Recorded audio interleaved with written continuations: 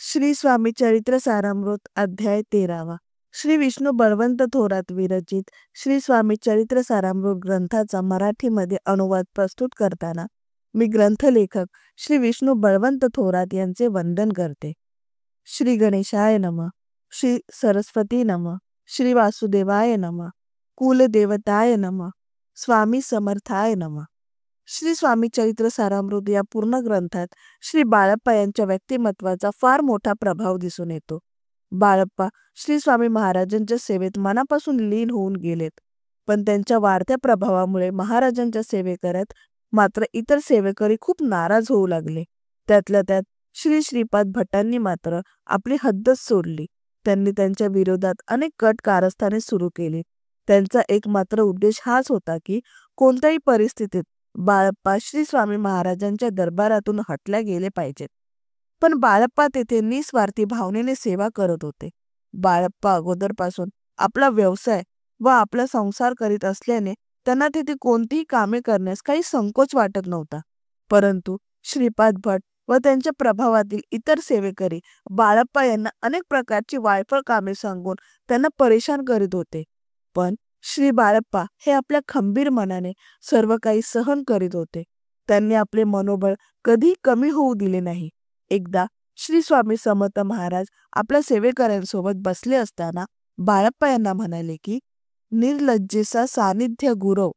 याचा अर्थ असा की जो शिष्य आपल्या गुरूंची कोणतीही सेवा करताना मनात कोणतीही अपेक्षा व लाज न बाळगता आपल्या पूर्ण श्रद्धेने काम करतो, तेव्हा ते गुरु सुद्धा सदैव त्यांच्या पाठीशी उभे असतात व ते आपल्या शिष्यांना साथ देतात। अगदी ह्याच तत्वावर श्री बाळप्पा महाराज श्री स्वामी समर्थ महाराजांची अत्यंत समर्पित भावनेने सेवा करू लागले। परंतु हाच समर्पित भाव सुंदराबाई व त्यांच्यावर प्रभावित असलेल्या सेवेकरी यांना खटकत असे। एकदा काय झाले, एका रात्री श्री स्वामी समर्थ महाराजांना लघुशंका लागली। तेव्हा श्री स्वामी समर्थ महाराजांनी श्री बाळप्पा यांना जागे करून उठविले व आपल्या बरोबर लघुशंकेला घेऊन गेले। ही गोष्ट मात्र सुंदराबाई हिला खूपच खटकली व तिच्या मनात बाळप्पा यांच्याविषयी विद्वेष निर्माण झाला।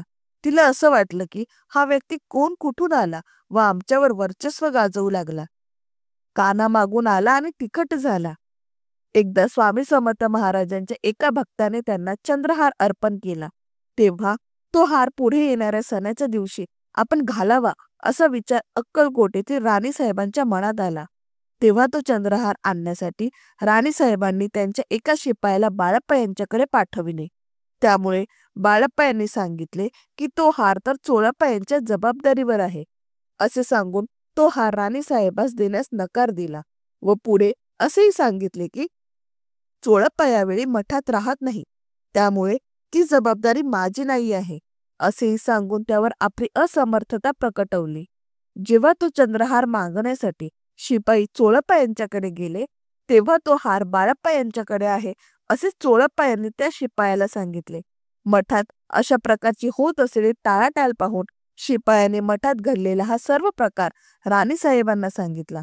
ही घटना जेव्हा घडली त्यावेळी त्या काळात राणीचा सुंदराबाई हिच्यावर खूप विश्वास होता। अगदी ह्याच गोष्टीचा त्या कुटील सुंदराबाई हिने फायदा घेऊन तिने राणीच्या मनात बाळप्पाविषयी उलटे सुलटे सांगून राणीसाहेबांच्या मनात बाळप्पाविषयी जहर भरण्याचा कुटील प्रयत्न केला व त्यांना राज दरबारातून मिळत असलेले मानधन काढून घ्या असे राणीसाहेबांना सांगितले। त्यामुळे बाळप्पाविषयी राणीसाहेब खूप कठोर झाल्यात व त्यांचे मानधन बंद करण्याचे आदेश दिले। श्री स्वामी समर्थ आपल्या अंतर्मनाने या सर्व गोष्टी बघत होते। त्यामुळे श्री स्वामी महाराजांनी या प्रकारात राणीसाहेबांवर हस्तक्षेप करून सर्व सत्य घटना राणीसाहेबांना सांगितली व त्यामुळे सुंदराबाई यांच्याकडून राणीसाहेब यांच्याकडे जो कुटील प्रयत्न सुंदराबाई यांनी केला होता तो फसला व श्री बाळप्पा यांचे मानधन पूर्ववत सुरू करण्यात आले। यानंतर सुंदराबाई व श्रीधर भट थांबले नाही, ते एकदम बाळप्पा यांच्या मागेच लागले व कसेही करून बाळप्पा यांना मठाच्या बाहेर काढण्यासाठी कोणती कसर बाकी ठेवली नाही। तेव्हा श्री बाळप्पा यांच्या मनात असा विचार आला की आपण हा मठ सोडून पुढल्या दिवशी वापस जायला पाहिजे। पण त्याच रात्री बाळप्पा यांच्या स्वप्नात श्री स्वामी समर्थ महाराज आले व त्यांनी बाळप्पा यांना आदेश दिला की मठाशेजारी जवळच असलेले मारुती मंदिरात जाऊन बाळप्पा यांनी नामस्मरण करावे. श्री स्वामी महाराजांची ही आज्ञा पाळून बाळप्पा महाराज मारुतीच्या मंदिरात जाऊन श्री स्वामी समर्थ, जय जय स्वामी समर्थ हा मंत्राचा जप करू लागले. पुढे सुंदराबाई हिचे कट कारस्थान श्री स्वामी समर्थ महाराज यांनी तेथील राजवाड्यातील कारोबारी श्री माधवराव बर्वे यांच्या निर्देशनास आणून दिले. त्यामुळे या गोष्टीची दखल घेऊन सुंदराबाईविषयी अपराध नोंदविण्यात आला व त्यामुळे तिला अटक करण्यात आली. त्यामुळे सुंदराबाई हिची कारकिर्दी मठातून संपुष्ट करण्यात आली. अशा तऱ्हेने श्री स्वामी चरित्र सारामृत या ग्रंथाचा 13वा अध्याय हा आता येथेच सुफळ संपूर्ण होत आहे. श्री स्वामी समर्थ, जय जय स्वामी समर्थ.